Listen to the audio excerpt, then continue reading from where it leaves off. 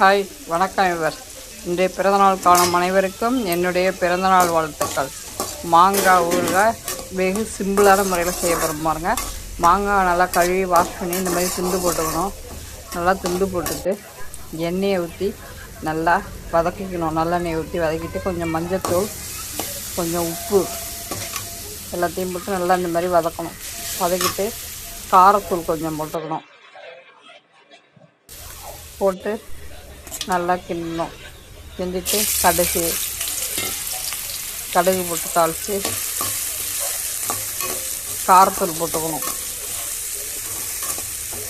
போட்டு நல்லா கிண்டி இறக்குனா மாங்காய் ஊறுகாய் ரெடி.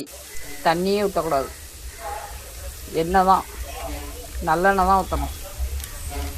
பிடிச்சிருந்தா லைக் பண்ணுங்கள், ஷேர் பண்ணுங்கள், சப்ஸ்கிரைப் பண்ணுங்கள். நீங்களும் உங்கள் வீட்டில் ட்ரை பண்ணுவாங்க. வெறும் சிம்பிள் தான்.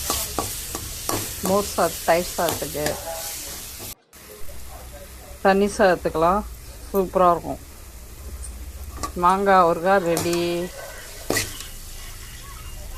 எப்படி இருக்குது பாருங்கள், நல்லா அழகாக குழைவா அந்த எண்ணெயிலேயே நல்லா வதக்கி விடணும். வெகு சிம்பிளான முறையில் நான் சொல்லியிருக்கேன் அந்த மாங்காய் ஊறுகாய்.